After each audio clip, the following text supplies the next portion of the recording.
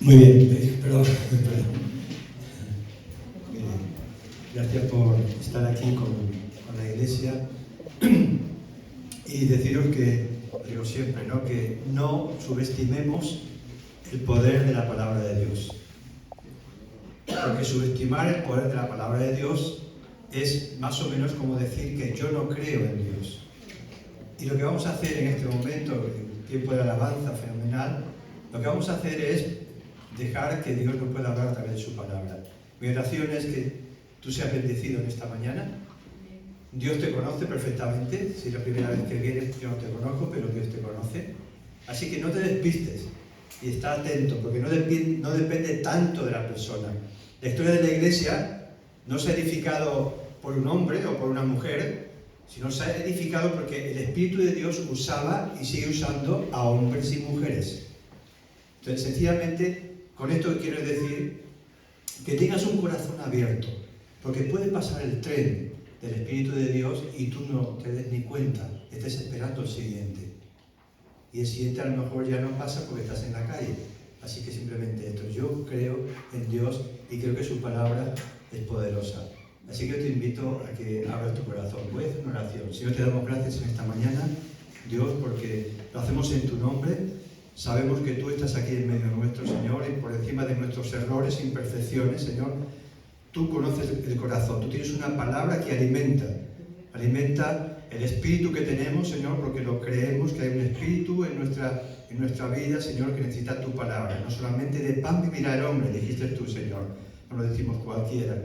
Y creemos esto, creemos cada palabra tuya, Señor. Y eso es lo que nos mueve, es lo que nos mantiene con esperanza.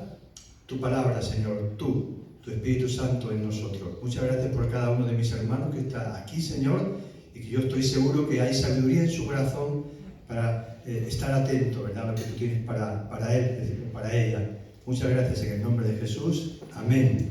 Amén. Muy bien. Teóricamente ya terminábamos la serie última que estábamos dando, que si recordáis era la serie de arraigados.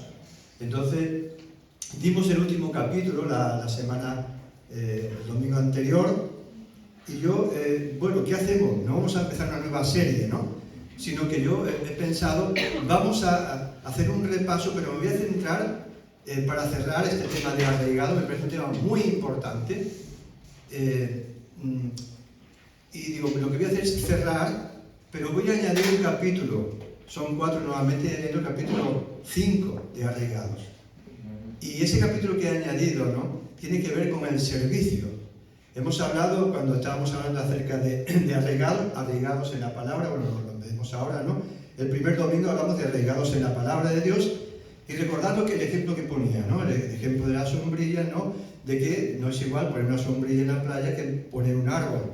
La sombrilla se quita fácilmente y el árbol, cuando ha arraigado, no cuando está recién puesto, como una sombrilla, se quita fácilmente. Pero cuando ha arraigado es muy difícil de quitar, ¿no?, casi imposible, depende del tamaño. Mientras que la sombrilla simplemente profundiza, pero no arraiga. Y es lo que muchas veces he explicado, ¿no?, y tiene que ver con esto, que es la diferencia entre arraigar y profundizar. Lo decíamos el primero en la palabra de Dios. Y yo decía, ¿no?, y quiero recordar que cuando leas la palabra de Dios, no profundices solamente en el tema que te interesa, no solamente en el libro que te gusta. Hay personas que les gustan los salmos, los proverbios, les puede gustar el Apocalipsis, si es muy de profecía, etcétera, etcétera. Es bueno, por supuesto, profundizar, pero no te quedes solamente con un libro preferido, porque posiblemente para arraigarte en la palabra de Dios, que es lo que hablábamos, tienes que conocer también otros terrenos, y otros terrenos que te van a hacer fuerte en la palabra. Porque si solamente eres fuerte en una cosa, en cuanto venga otra cosa diferente, a la que tú no estás preparado o no has leído, te va a llevar como el viento, ¿no? Entonces es importante que seamos arraigados en toda la palabra. No tienes que hacerlo hoy todo, ni mañana, ni esta semana próxima. Arraigado en toda la palabra significa que tengamos también esa variedad de leer todos los libros de la Biblia. ¿Sí? Ese es el objetivo. Eso puede llevar toda la vida a profundizar en ello, ¿no? El segundo domingo habló Abraham acerca de arraigados en Jesús, ¿no? Y es cierto que arraigados en Jesús, es muy obvio, yo soy creyente y yo estoy arraigado en Jesús, pero no siempre es así. Ni siempre ha sido así en la historia de la Iglesia. Recuerdo cuando, sabéis que falleció mi esposa, hablaré algo de esto más adelante, ¿no? Hace un mes y poco, ella falleció, y en el tanatorio, en ese tiempo que tuvimos allí, lo que tuviste, ¿no? Para esperar y recibir a la familia, tuve la oportunidad, entre otras muchos, de hablar con un pastor que fue allí, ¿no? También para dar su apoyo, su condolencia. Y en un momento determinado, como había tiempo, me senté a su lado y le pregunté, ¿no? Y en este sentido yo le pregunté su denominación, hablamos un poquito de todo, ¿no? Y entonces él me decía que había tenido un problema en la iglesia de división, ¿no? No es nada nuevo esto. Y el problema era que resulta que en su iglesia había mucha gente, hermanos, que eran calvinistas, ¿no? Y los calvinistas, así un poco por encima, creen en la predestinación. Mientras que otros eran del libre albedrío, arminio, o arminio, ¿no? Y entonces él me decía que a causa de esto hubo como una división, ¿no? Y a favor del calvinismo, ¿no? Y yo le comentaba, digo, bueno, en realidad yo creo, ¿no? Que ni Calvino ni Arminio, lógicamente, ni siquiera Lutero, que valoramos muchísimo la historia de Lutero, ¿no? Que trajo la Reforma. La Reforma quiere decir que desde el siglo XVI, ¿verdad? Ya empezamos a tener una Biblia, la gente del pueblo, porque entonces no lo tenían, entonces simplemente era la dictadura en aquella época, no hablo de ahora, en aquella época, de que la gente hacía lo que le decían los religiosos de aquella época y no tenían capacidad para defenderse porque no conocían la Biblia. No es que no estuvieran arraigados en la Biblia, es que no tenían la Biblia. Entonces, si le decían que había que pagar dinero para ser salvo, lo hacían. Las indulgencias, ¿no? Y tantas barbaridades como la Inquisición, etcétera, etcétera. Gracias a la Reforma llegó la Biblia, las traducciones al lenguaje común y la gente empezó a tener Biblia. Y fue fantástico lo que hizo Lutero. Pero yo le decía también al hermano que a pesar de que tanto Lutero como Calvino como Arminio, etcétera, etcétera, podemos seguir hablando de teólogos, aportaron grandes cosas a la teología. Yo le decía, yo creo personalmente que no está justificada una división en la iglesia.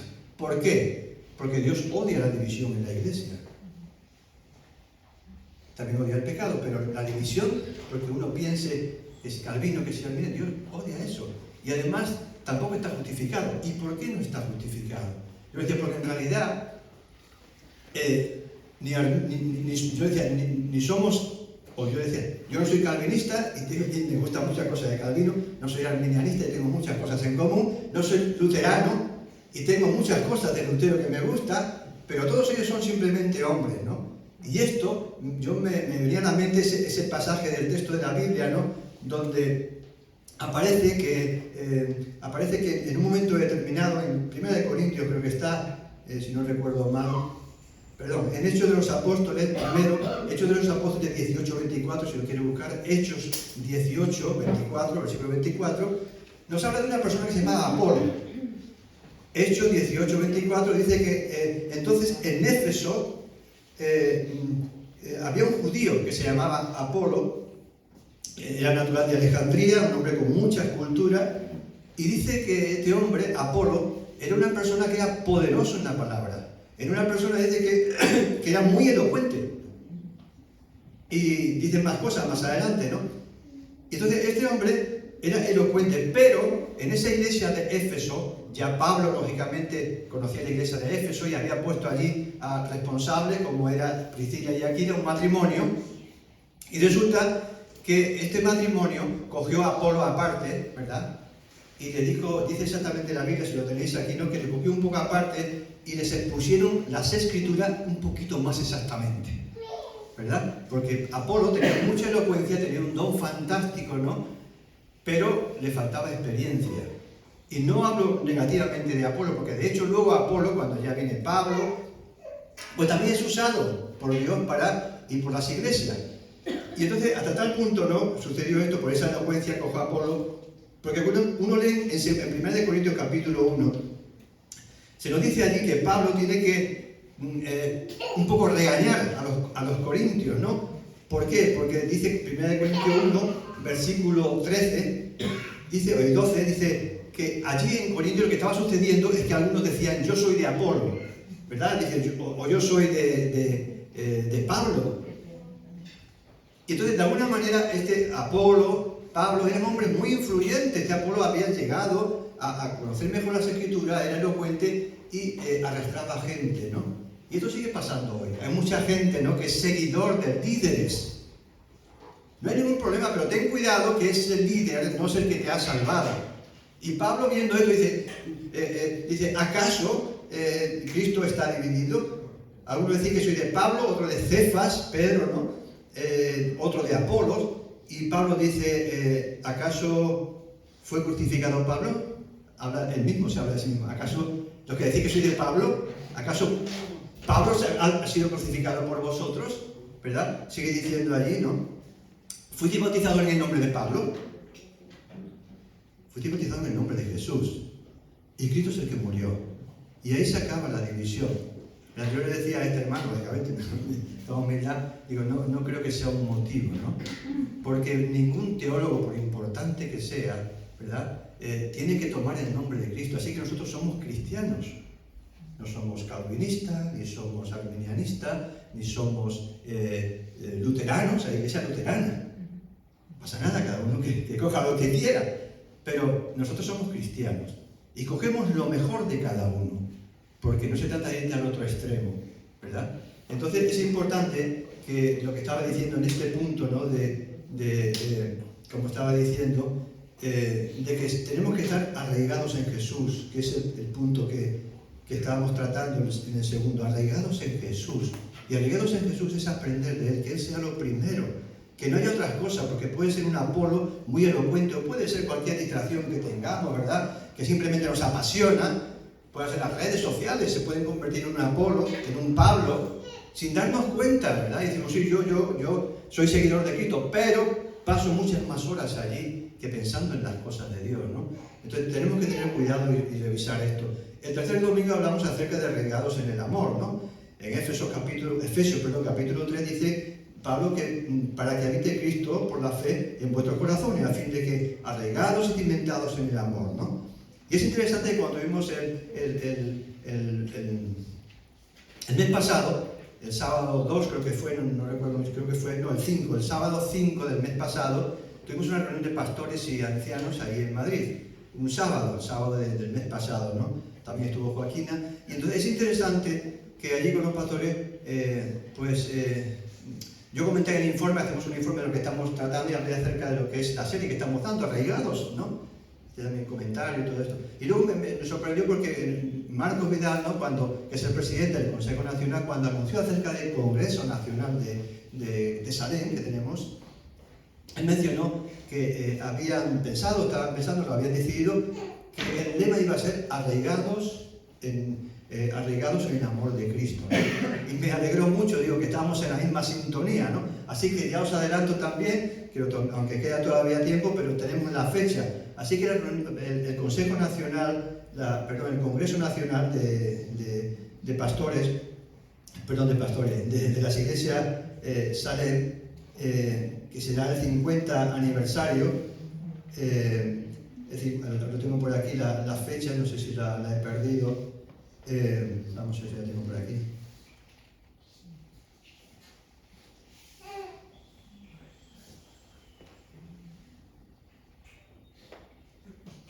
Después del 1 de mayo. Sí, lo tengo por aquí. Lo digo porque, bueno, podéis tomar nota porque siempre a lo mejor para planificar diciembre. Correcto, es en mayo, ¿verdad? Correcto, sí, coincide con abril que acaba, 29 y 30, que es sábado, domingo 30 y el lunes es 1 de mayo. Esas son las fechas, si lo queréis apuntar, ¿verdad? Abril, 29, 30, que es sábado y domingo, y luego el lunes, que es 1 de mayo, que es la fiesta del trabajador, es fiesta a nivel nacional. En ese fin de semana será, si Dios lo permite, la fecha del Congreso Nacional de Salem para todas las iglesias Salem, y además con añadido, ¿no?, el ingrediente de que es el 50 aniversario de la iglesia Salem, ¿no? Entonces, simplemente también tomar esta fecha, ¿no?, que ya lo iremos recordando, que falta todavía un poquito de tiempo, ¿no? Y me alegró mucho, ¿no?, que también hubiera este sentir de arraigado, ¿no? Y hoy, como he dicho, ¿no? Vamos a tratar un tema que también tiene que ver con la Navidad, porque es verdad, pensamos en Navidad, pensamos en regalo, pero no olvidemos que el regalo fue para la gente de allí, por eso fueron, magos y trajeron regalos a Jesús y los pastores y todo esto, ¿no? Pero en realidad Navidad para Jesús no fue un regalo. El regalo Él nos lo hizo a nosotros. En realidad Navidad para Jesús fue un servicio. Él vino para servir. Él vino para servir. Luego lo diría más adelante. Yo no he venido para ser servido, he venido para servir. Así que Navidad para Jesús es servicio. Yo quiero añadir este arraigados en el servicio, porque muchas veces no tenemos muy claro o podemos deslizarnos en la importancia del servicio. La vida de Jesús en la tierra comienza con el servicio. Es verdad que los niños no podían hacer muchas cosas más que comer y dormir y todas estas cosas, ¿no? Pero su vida estaba siempre enfocada al servicio. Ese es el objetivo por el que Él vino. No vino para otra cosa. Vino para servir. Y nosotros nos llamamos cristianos. Y tenemos que saber uno de los fundamentos de Cristo, que es servir. No solamente el regalo de la salvación, es importantísimo, claro, para eso vino, para darnos el regalo. Pero Él no recibió un regalo, Él lo que recibió fue servicio. Servicio, y a veces servicio muy duro. Y pensando en esto, he traído aquí como un pequeño ejemplo para contar una anécdota que tiene que ver con esto, ¿no? Esto que es lo más parecido que he encontrado a una estrella de mar. ¿Sabes? No es una estrella de mar, por supuesto, pero son muy parecidas. ¿En los chinos? En los chinos. Fíjate que yo de los chinos me fío mucho, pero no encontré la estrella. También es verdad que las estrellas de mar son muy complicadas y son muy delicadas. Pero bueno, simplemente para deciros, ¿no? Que una estrella de mar es muy parecida. Tiene 20 y 30 centímetros, más grande que esto. Tienen 5 puntas, a veces tienen más, ¿no? Pero muy parecido a esto, ¿no? La habéis visto a lo mejor en algún sitio, en acuarios o lo que sea, ¿no? Y es un ser vivo que vive en profundidades, 600.000 metros, incluso también en profundidades medias. Pero el problema que tienen las estrellas de mar, son muy bonitas, yo nunca la he tenido y es muy difícil tenerla porque es algo que esté disecada, porque es muy delicada. La estrella de mar no puede vivir fuera del mar mucho tiempo. Y por otro lado también, si alguien la toca con las manos, es tan sensible que puede morir de estrés también, he leído, ¿no? O sea que las estrellas de mar son delicadas, ¿no? Y digo esto por la anécdota que quiero contar, ¿no? Y la anécdota que quiero contar acerca de lo que es que tiene que ver con la estrella de mar, es la anécdota de un hombre que solía levantarse, no sé, pues a la hora que fuera de día, ¿no? Y se iba a pasear por la playa. Y ese hombre un día se encontró que cuando se levantó por la mañana se quedó asustado porque vio toda la orilla del mar, la vio llena de estrellas de mar. Miles de estrellas de mar repartidas. Y el hombre lógicamente se asustó, ¿no? Porque él sabía también que esas estrellas de mar en la arena no tienen mucho tiempo de vida. Y él se asustó, se preocupó muchísimo, hasta tal punto que intentaba no pisarla, ¿no? Simplemente intentaba esquivarla para no pisarla. Pero al poco se miró un poco más adelante y se dio cuenta que había algo que se movía por ahí, un poco más lejos de donde estaba él, ¿no? No sabía muy bien qué era, si era pequeño un animal o era otra cosa. Total, se acercó a ver qué se estaba moviendo por allí, ¿no? Y se acercó, y cuando se acercó vio que era una niña. Una niña. Y entonces él, que se movía de un lado para otro, ¿verdad? Y él le pregunta, ¿qué estás haciendo? Y la niña le miró, hizo como una pausa en ese movimiento que tenía de lo que estaba haciendo, y le miró a la cara, como sorprendida, y diciendo, ¿es que no lo ves? Estoy salvando las estrellas del mar. Las estoy lanzando al mar, a la orilla, las estoy salvando. Enseguida ella volvió abajo a seguir con... Y el hombre le decía, pero tú no sabes. Dice, esto son miles de estrellas, es imposible lo que intentas hacer. Es imposible. Eso no puedes hacerlo. Y mientras él decía esto, ella cogió una estrella que tenía abajo también y con toda su fuerza la lanzó al mar. Y dijo, esta sí se ha salvado. Y siguió tirando estrellas al mar, ¿no?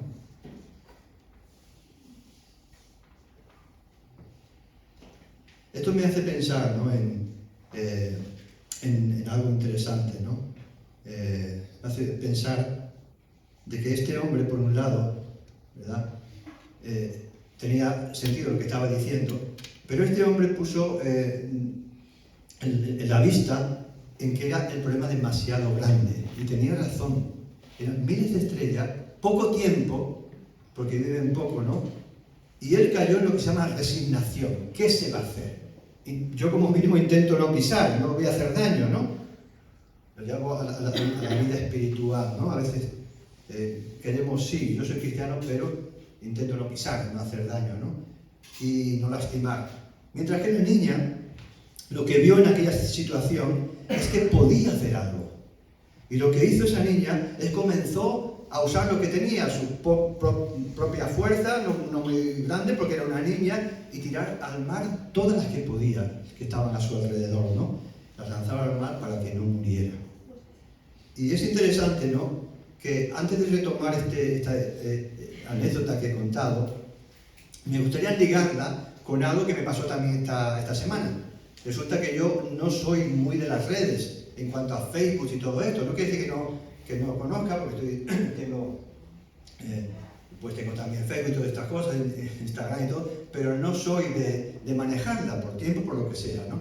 Entonces, el otro día estaba en el móvil de mi esposa, estaba recopilando fotos de ella, que ya tiene más fotos que yo, y me las estaba enviándola a mi móvil para tener mi álbum de fotos. Y estaba enviando las que ella tenía, me las enviaba al mío. Bueno, hasta ahí bien. Pero en un momento determinado, no sé qué hice, envié 2 fotos, que las tienes por ahí, Alejandro, tienes por ahí, Orquídea, envié 2 fotos la puse en algo que no sabía que existía, luego ya me he enterado, ¿no? Esa es una, y la otra, ¿puedes poner la otra? Esa, déjala aquí, esa me gusta más. Se parece más a la niña déjala ahí un momento. Entonces, yo lo que hice por error en WhatsApp es que creo que elegí la opción de mi estado y metí esas 2 fotos. Entonces resulta que yo estaba aquí el domingo con Carmen, que teníamos el equipo de conexión de bienvenida, y recibía yo WhatsApp diciendo qué guapa, que me ponía un corazón, que bien, no sé qué. También su hermana, que está en Madrid, me lo enviaba también. Digo, qué raro, que de golpe, no sé, yo sé que se acuerdan de ella, pero que claro, uno de vosotros, si lo estáis viendo, lo habéis recibido. Creo que también, ¿verdad? Si me acuerdo que también aquí, ¿no? Entonces, y yo digo, qué raro, que eso no sé, esto no es normal. Ahora algo he hecho mal. ¿Pero qué he hecho yo? Si yo no solamente estaba enviando fotos para mí, ¿no? Entonces, cuando yo vi esta foto, ¿no?, esta concretamente y algunas más, ¿no?, me vino a la mente lo que es la anécdota de esta niña allí en el mar, ¿no?, salvando esas estrellas de mar, ¿no?, que estaban con riesgo de vida, ¿no? Y entonces me vino a la mente ella, ¿no? Y todos sabéis, o algunos sabéis, y os lo digo también, más detalles de ella, ¿no? Hace 30 años vinimos aquí de Madrid, de la iglesia de Madrid. Allí teníamos la iglesia con el pastor, ¿verdad? Padre de Marcos Vidal, y bueno, pues va a hacer 30 años el próximo, dentro de 2 o 3 meses, ¿verdad? Fue en el año 93 y vamos a ir al 2. 29 de mayo. ¿Cómo? 29 de mayo. 29 de mayo hará 30 años. 30 años. No fue una iniciativa nuestra, sino que fue, lógicamente, orando. Aquí en Barcelona no había pastor y otra pareja, pero para no entrar en detalles, no había pastor y había la opción de venir aquí o ir a otro sitio. Así que nosotros, mi esposa y yo, pues decidimos, estamos con el ministerio, y en un momento determinado, hace 30 años, como dice Abraham, que va a ser, decidimos venir aquí a Barcelona para pastorear la iglesia, ¿no? Y me voy a centrar en ella, no en mí. Ella decidió también, venir, ¿no? Cuando ella decidió aceptar para pastorear, ella, como el hombre que he puesto en la anécdota, podía haber puesto muchas pegas. Porque el hombre de la playa tenía muchas razones, muchas cosas que estaba diciendo. Pero ella, yo creo que tenía más pegas todavía para no venir a Barcelona. Y no porque sea Barcelona, digo Barcelona como si fuera Cáceres, como si fuera... Y entre otras cosas, os daré algunos detalles, ¿no? Por ejemplo, ella, desde que tenía 2 años, por el tema de la poliomielitis, no pudo caminar nunca. Ella nunca caminó. A partir de 2 años nunca volvió a caminar más. Ni siquiera podía saltar. Miren, estos bastones que son, bueno, esto no, hay otra anterior. Estos son ya de aluminio, esto ya fue después, pero al principio, si fue el anterior cuando nos casamos, ¿verdad? Esta es ella. Hay todavía más niñas, ¿verdad? Y tú tenías 12 años, sí, yo también estaba un poco así. ¿No? Sí, yo lo cuento, ¿no? Yo cuando nos casamos, ahí, ¿verdad? Al día siguiente ya de estar en nuestra casa, cuando llamaba a alguien a la puerta y decía, y abría yo, me decía, ¿está tu papá? Y digo, no. Eso me costó. Bueno, de cierto modo, todavía me sigue pasando un poquito, pero cuando hice el servicio militar, ¿verdad? También me decía, tú eres el voluntario. Y digo, no, yo no soy voluntario, yo voy a la mili porque me han traído. Porque había voluntarios que iban antes, ¿no? Pero, sí, entonces ellos me decían esto, ¿no? ¿Está tu papá? Digo, no está mi papá. Entonces, ella, como digo, tenía esos bastones que eran de madera. Así que ella siempre ha tenido que arrastrarse, más que andar, porque es con bastones. Pero no solamente eso, hay muchas cosas a lo mejor, o algunas cosas que no sabéis vosotros. Ella jamás se ha podido quedar nunca de pie. Digo, pues ahí está de pie. Bueno, está de pie porque debajo del vestido, en cada pierna, lleva unos que se llaman bitutores, que son de hierro. Luego ya posteriormente fueron de aluminio, pero en ese momento eran de hierro. Y bitutores eran de hierro, quiere decir que llevaba desde toda la planta del pie una bota de hierro, que luego seguía con toda una tira aquí de hierro, otra tira por aquí de hierro, por aquí así, rótulas de hierro, para luego doblarse así, y eso llegaba hasta aquí atrás, también de hierro. O sea, pesaba tanto los bitutores como casi pesaba ella. O sea, que no solamente cogí unos bastones, como te ha pasado a ti, que a lo mejor te has hecho un esguince, ¿verdad? Y te cuesta, ¿verdad? Un esguince te cuesta. Pues ella llevaba 2 en cada pierna, esos aparatos de hierro, que la suela que pisaban era hierro, únicamente luego tenían una suelecita, pero esto totalmente era hierro. Y gracias a eso se podía quedar de pie, ¿no? Eso llevaba ella para caminar. Pero sabéis una cosa, ella un poco le pasó como a David. David cuando venció a Goliat, es cierto que fue la gracia de Dios, el poder de Dios, pero David cuando venció a Goliat ya era un experto con la onda. No fue una casualidad que usara la onda, ya usaba la onda David durante mucho tiempo para defender a las ovejas, era pastor. Y la usaba contra los lobos, contra los leones, y Dios usó esa capacidad suya, ¿no? En el caso de ella, no vino aquí a Barcelona estando tumbada, sino que ella ya cuando era jovencita, ya, por supuesto, con todos esos aparatos, con todo esto, ella se movía. No se quedó quieta, era luchadora. Ella iba a trabajar, se sacó el carnet de conducir antes que yo, luego me enseñó a conducir a mí. ¿Cómo puede ser eso? Y iba a sacarse el carnet de conducir y cogía el metro, pero no el metro de ahora que hay ascensores. Allí no había ascensores, solo existía en el metro. Estamos hablando de 30, 40 años, antes de 40 años. No existía, ella iba y bajaba las escaleras del metro con esos zapatos. El que sea le veía los pantalones y veía los bastones, pero no veía el hierro que tenía que soportar. Y así lo hizo, desde los 2 años, más o menos, un poquito más, ¿no? No solamente eso, sino que ella vivía en un tercero, con sus padres, un tercero sin ascensor. En aquella época, la zona que ella vivía, una zona obrera, no tenían ascensor los pisos. Y tenía que subir cada día 3 pisos. No sé si te sientes incómodo por subir pisos. Yo, afortunadamente, ha habido muchas etapas en mi vida y no me van a hablar de mí, pero sí recuerdo que yo vivía en la zona del Retiro. La zona del Retiro, ahí en Madrid, es una zona privilegiada. Fue un tiempo que estuvimos ahí viviendo, cuando luego ya nos hicimos novios. Yo tenía ascensor y de todo, ¿no?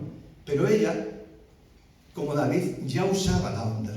Ya se esforzaba muchísimo en cosas que para ti y para mí no tenían importancia, ¿verdad? Y es interesante que no solamente eso, sino que en un momento cuando hace 30 años toma esa decisión, de los dos, pero toma también esa decisión ella, de venir aquí, no solamente ella podía haber puesto el argumento, pues mira, yo tengo esto, tengo aparatos, no puedo tratar, sino que además tenía 3 niños. El mayor está aquí, que se llama Abraham, pero Abraham hace 30 años era el niño. Hace 40.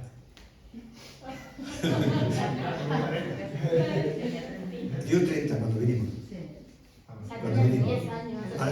Cuando vinimos. Y era el mayor, porque luego había más pequeños, con sus hermanos pequeños. Y luego había otro más pequeño, que es el que estaba con Israel, ¿no? Eran 3 niños. Nosotros vivíamos en el piso que habíamos comprado, y enfrente, en la puerta de enfrente, en el mismo rellano, estaba su madre. Y su madre le ayudaba con los niños mientras yo iba a trabajar. Y le ayudaba, también el padre le ayudaba para llevarles al colegio. O sea, tenía ayuda ella. Vivían enfrente, cada uno en su piso, pero en la puerta de enfrente, ahí en el Carrascal. Aquel piso lo pusimos en venta para venir para acá, ¿no? Entonces, ella podía decir, bueno, es que no solamente lo que he contado antes, sino que además tengo 3 niños pequeños. El mayor era Abraham, que tendría 10 entonces, ¿no? Era el mayor. 3 niños que ella tenía que coger aquí y llevarlos al colegio. Y no solamente al colegio, llevaba, ya aquí sí tenía el coche adaptado, que ya se sacó el carnet de conducir, y tenía que llevarlo a Sabadell, al conservatorio también. Tenía que darle de comer, tenía que lavar la ropa, tenía que cocinar. No teníamos cocinera, ni teníamos gente que lavara la ropa, ni que nos limpiara en casa. Lo hacía ella. Podría haber puesto excusa, pero yo, ¿cómo voy a ir a pastorear una iglesia? Y diría más. Y Joaquina, que lleva muchos años también, pero que no. He traído, aparte de la tía, he traído esto. ¿Quién es? Bueno, de los chicos. No, ese del conde. Ahora calidad, eso es calidad.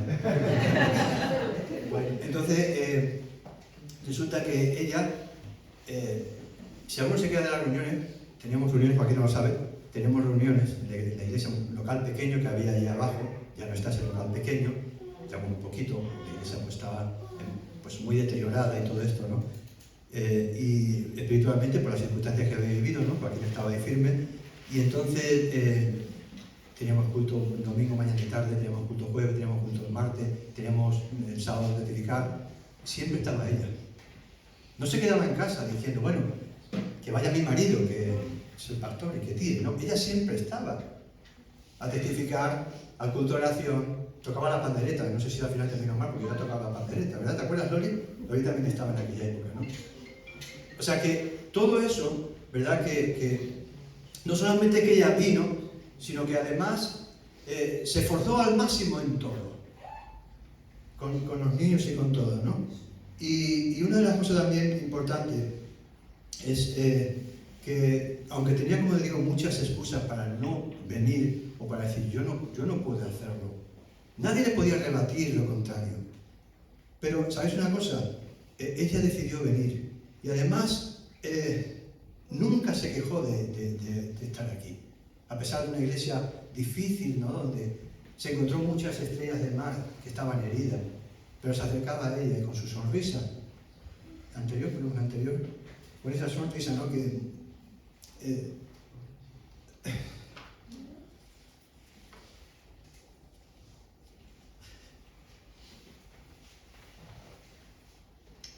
arrastraba a Jesús, porque ella no podía saltar, ni yo tampoco,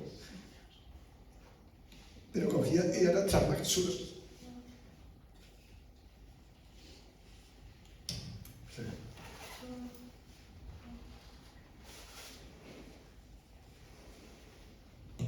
Y así lo hizo durante 30 años, lo que le conocen, ¿verdad? Entonces nunca se quejó, a pesar de las limitaciones, ¿no? Entonces cuando hablamos de servir a Dios, muchos creyentes, ¿no? Ante la necesidad de servir a Dios, ¿no? A veces el tema de hoy es arraigados en el servicio, ¿no? Muchas personas, o muchos cristianos, ¿verdad? A veces cuando se habla de servir a Dios, es que es imposible, es que es muy difícil, es que no tengo tiempo, es que me duele la cabeza, es que tengo cualquier otra cosa. Y encuentran excusas. Y seguramente son excusas que tienen algo de razón, ¿no? Pero es interesante también que Dios, tampoco me quiero ir a otros temas, Dios no nos pide que seamos Superman ni Supergirl para servirle. Dios simplemente lo que nos pide es que nosotros, no es el requisito ser super nada para servir a Dios. Ella no lo era Superman físicamente ni nada de eso, ¿no? Y como digo, estuvo pastoreando durante 30 años. El requisito tiene que ver un poquito más, ¿no? con lo que es entender que solo tienes que hacer tu parte. Todo lo que puedas, lo que esté en tu mano. Allí cuando leemos en Juan 6, que conocemos el texto, ¿no? Se nos dice que había 5.000 personas, una multitud que seguía a Jesús y no tenían para comer, porque habían pasado varios días. Entonces lo que sucedió, dice allí que, por un lado, Felipe, Jesús le iba a dar de comer para probarle, y Felipe dijo, pero ¿cómo vamos a dar de comer a tanta gente, como este hombre? Si hay miles de estrellas, ¿cómo le vamos a dar de comer? Y tenía razón Felipe, ¿cómo le vamos a dar de comer? Pero hubo ahí otro discípulo que se llama Andrés, hermano de Pedro. Tenemos ahí en el texto, Juan capítulo 6, lo leemos. Andrés, hermano de Pedro, que dijo, aquí hay un muchacho, un niño, bueno, dice un muchacho en la Biblia, que tiene 5 panes y 2 peces. ¿Te imaginas? Más de 5.000 personas, más de 5.000 estrellas con necesidad. Y Andrés se fija en un niño, en un joven, que tiene 5 panes. Dice, hay un niño aquí que tiene 5 panes. Increíble, ¿no? Increíble. Y aunque él añade, si lo veis, dice, pero esto es muy complicado, esto es muy difícil, somos muchos. Y lo que hizo sencillamente Andrés es llevarlo a Jesús. Y Jesús lo que hizo fue coger lo que tenía y lo multiplicó. Entonces, no hace falta ser Superman ni Supergirl ni salvar a todo el mundo. No lo vamos a hacer. Se trata de lo que Dios pone en tu mano, hacerlo. Y lo que estaba en su mano, en sus bastones, o como quiera llamarlo, ella lo hacía. Y eso es servir. No es que tú seas un ángel ni tengas superpoderes. Se trata de que lo que Dios pone en tu mano, tú lo pongas al servicio de Dios. Y Él hace lo sobrenatural. Tú haz lo natural, esforzándote. Y Dios va a hacer lo sobrenatural. Porque nosotros no hacemos milagros, los milagros los hace Jesús. Y es interesante que cuando hablamos de arraigados en el servicio, ¿no? A veces pensamos que estar arraigado significa hoy me comprometo con Dios y mañana no. Eso pasa en la iglesia, hoy está y mañana no está. ¿Dónde está? Pues mira, es que hoy no tenía el día. No tenías el día, muy bien. Es que, no sé, ¿qué excusas puedes poner? ¿Tienes alguna más potente que esta? Seguramente sí o no, no lo sé. Pero Dios sí lo sabe, la excusa que tenemos cada uno. Entonces, arraigado no significa que uno esté hoy sí y mañana no. ¿Conoces alguna, siguiendo el ejemplo de la sombrilla, conoces alguna sombrilla de estas que hay en la playa, que se pone ahí en el suelo? ¿Conoces alguna sombrilla que haya echado peras o haya echado manzana o haya echado algún fruto? No, ¿por qué? Porque una sombrilla no se arraiga, solamente se pincha y se salga. Pero si ves un árbol que está, aunque sea cerca de la playa, una palmera, lo que sea, que está arraigado, lleva fruto. Porque para llevar fruto en el servicio no tiene que ser uno súper nada, simplemente tiene que estar arraigado. Estar un día y estar otro. Estar un día y estar otro. Porque de forma natural, sin que tú hagas mucho más, de forma natural, ¿verdad? Igual que la sombrilla no lo puede dar. De forma natural sale el fruto cuando algo está arraigado. Y esto es lo que a veces no entendemos.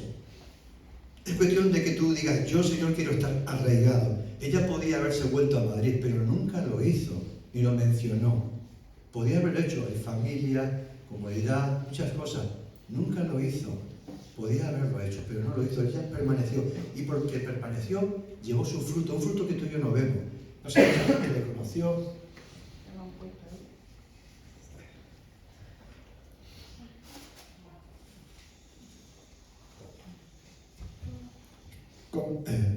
¿Cómo medir el fruto de 30 años? No se puede medir. Pero toda semilla lleva fruto. Entonces, servir a Dios no es una emoción. No es si me apetece. No es un like, si me gusta o no me gusta. Es un compromiso. Es un compromiso con Dios. Y es un compromiso, ya digo, no a que tú vayas a ser el salvador del mundo y vayas a salvar a 5.000 estrellas que están ahí en la orilla, que se mueren, de las almas que no conocen a Dios. Es simplemente el compromiso de poner lo que tienes en tus manos, tu esfuerzo. Cuando nosotros, un ejemplo de ello, de estar arraigado, es cuando empezamos a venir a Barcelona. Hace, como digo, más o menos 30 años, empezamos a venir a Barcelona para ver, Gerard también, Joaquín nos acogió los primeros días, y volvíamos inmediatamente allí a Madrid. Y entonces veníamos aquí un fin de semana trabajando, veníamos el sábado, nos quedamos a dormir el sábado al domingo, y el mismo domingo, por la noche, nos íbamos a casa, a nuestra casa. Y así lo hicimos durante un tiempo. Y luego ya encontramos un piso aquí que cogimos de alquiler en Sardañola, que no vivimos tiempo, pero yo también en Sardañola, porque yo también estaba en Sardañola. Y en ese tiempo que cogimos ese piso de alquiler aquí, todavía teníamos ahí en Madrid el nuestro, lo estábamos pagando, ¿no? Pagamos 2 pisos a la vez, pagamos nosotros, la iglesia todavía no estaba en condiciones ni de desmar ni de ofrenda, o sea, todo eso prácticamente estaba, ¿no? Apenas llegaba para el alquiler del local. Y entonces pagamos 2 pisos a la vez, aquel de Madrid y el nuevo de aquí que estamos alquilando, así durante un año. Pero a lo que voy no es esto, a lo que voy es arraigado. Resulta que cuando ya estábamos aquí en Barcelona, que ya nos trasladamos a ese piso de alquiler en Sardañola, un piso que por cierto era un quinto, tenía ascensor, pero tenía unas rampas así increíbles. Entonces hacíamos más visitas a Madrid desde Barcelona, aunque estábamos aquí ya viviendo, hacíamos visitas a Madrid, ¿no? Pues bueno, está muy todavía muy reciente, la familia, la abuela, los abuelos, teníamos nuestro piso. Así que cuando íbamos para allá, ¿verdad? Periódicamente, con cierta regularidad, decíamos, vamos a casa, porque íbamos a nuestra casa, íbamos a Madrid. Pero lo comenté con ella en una ocasión, hubo un momento, no sé cuánto tiempo pasó, de que viniendo de Madrid para Barcelona, sentíamos que ahora es cuando estábamos volviendo a casa. Y lo que había sucedido, pues tenemos un piso allí y aquí, lo que había sucedido es que ahora ya empezaba a haber arraigo en Barcelona, ya veíamos Barcelona como nuestra casa. Y ese cambio se dio, ¿por qué? No se dio de la noche a la mañana porque el piso era más bonito, porque el otro era más feo. No es cuestión de feo, ni de bonito, ni de circunstancia, es cuestión de que uno decide arraigarse, decide comprometerse. Y ese compromiso llegó un momento que se hizo tan arraigado aquí que ya nuestra casa era Barcelona, es Barcelona. Y nunca durante todos esos años, ¿verdad?, pensamos en volver allí. Entonces, arraigar significa que una persona tiene que permanecer. No hay, he dicho antes, ningún árbol que si tú lo plantas, a la semana que viene lo sacas y dentro de un mes lo vuelvas a plantar, dé fruto. El fruto es tan sencillo de entender, ¿verdad? Es tan sencillo de entender que simplemente es esto, es el tema de que tú tienes que permanecer, ¿no? Tenía por aquí una frase que me gusta mucho, bueno, es una frase que hace un Epícteto, que es un filósofo. Él dice, para comer uvas o higos hay que dar tiempo a los árboles, dejar que el árbol florezca, que dé fruto, que madure. Entonces, para que demos fruto en el servicio tenemos que permanecer. No tanto hacer el énfasis en el tema de nuestras cualidades, de todo lo que somos, sino de permanecer.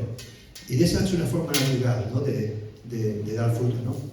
Así que, como digo, fue ese momento donde ya nos sentíamos arraigados aquí en Barcelona, no pasó mucho tiempo, ¿no? Y quiero terminar, ¿verdad?, en un campamento. Ella y yo nos hicimos novios en un campamento, lógicamente antes de casarnos, ¿verdad?, hace tiempo. Entonces era jovencita, los dos éramos jóvenes, como visteis, incluso más porque todavía no estábamos casados. Y ella componía algunas canciones, ¿no? Las letras, una de ellas hace poco lo comenté, que decía, no quiero ser oro ni plata, ni quiero ser bronce y cristal, quiero ser barro en tus manos, ¿no? Una de ellas comenté hace poco. Pero allí en Asturias pasamos tiempo mirando el mar.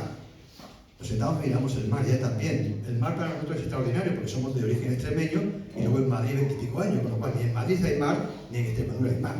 Así que cuando venimos aquí, el mar, no aquí en Barcelona, estoy hablando de Asturias, porque todavía no estábamos aquí, estoy hablando antes de venir aquí, ¿verdad? Nos quedamos mirando allí el Cantábrico, el mar, ¿no?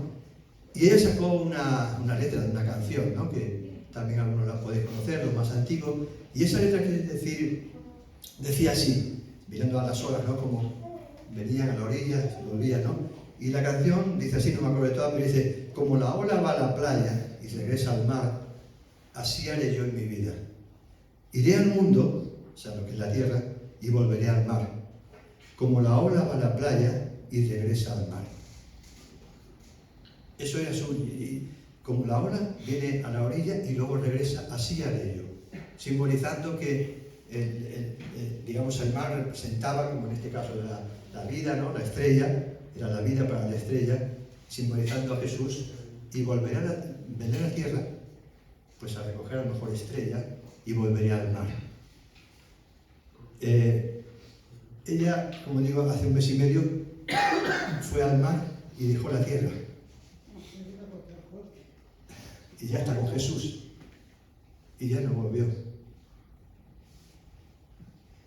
Pero su vida fue 30 años de venir, estar en Jesús, venir a la tierra, coger estrellas, ¿verdad? Y no con sus manos, evidentemente, sino con su actitud, con su conducta, acercarlas a Jesús. Acercarlas a Jesús. Ella ni siquiera quería que le llamara pastora. No quería que le llamara pastora. Y a mí me llama Isa, yo soy una persona como tú. Ella no veía a las personas por su estatus social ni por su titulación. Ella veía el corazón de las personas, era así, tenía esa, ¿verdad? Luego yo pensaba, bueno, en realidad Jesús, dice la Biblia que a los 12 le llamó apóstoles. Pero si os dais cuenta, él nunca le llamó personalmente apóstoles. Habla de los apóstoles, pero luego le llama a Pedro, Juan, Andrés, ¿verdad? No somos más importantes que nuestro ministerio. Y ella decía eso. Prefiero que me llames Isa, no pastora, aunque lo era, ¿verdad? Y eso demuestra, pues, esa autenticidad, ¿no? Así que, digamos que como digo, para concluir, me gustaría simplemente dejaros esto, ¿no? Que en la Tierra sigue quedando estrellas todavía, sigue habiendo muchas estrellas, que no sabemos cuánto tiempo le queda, no lo sabemos.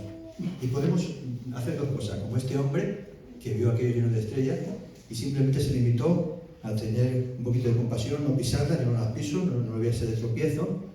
Pero luego tenemos el ejemplo de la niña, con menos recursos, con menos fuerza, pero que ella cogía la estrella que tenía al lado y la tiraba allí a la orilla.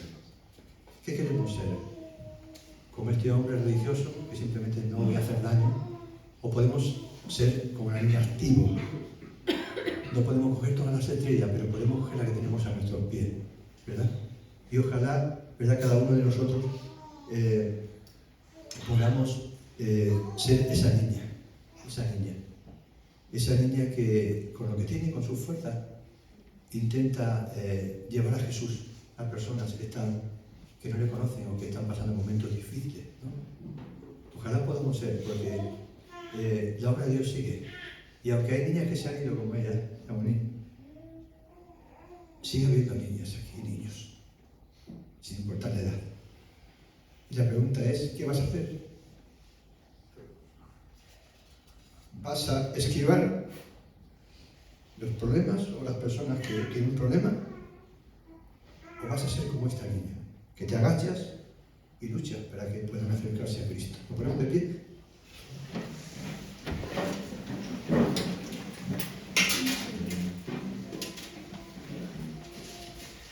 Hay una cosa que Dios nos ha dejado a todos, y es la capacidad de decidir. Nadie lo puede hacer por ti. Alguien te puede dar un empleo, te puede dar una casa, te puede invitar a comer, pero nadie puede decidir por ti, solo tú. Y yo quiero dejarte en esta mañana ese reto, ¿no? ¿Serás tú ese niño o niña, sin importar la edad, que tomará ese compromiso, ese relevo? Puede ser tú. Y yo quiero dejarte en esta mañana, vamos a orar con este reto. Tú eres el que decides y la que decide. No se trata de que ahora te conviertas en Superman, Supergirl, como he dicho antes. Se trata sencillamente de que tú decidas decidas ser arreglado. No un día sí, otro no, sino cada día que puedas, ¿no? Y que Dios pueda usarte y que puedas llevar fruto. Señor, te doy gracias, Padre, por que tú eres fantástico, eres maravilloso, Señor. Gracias por el tiempo que he podido estar con ella. Gracias por mis hermanos, que también estoy con ellos.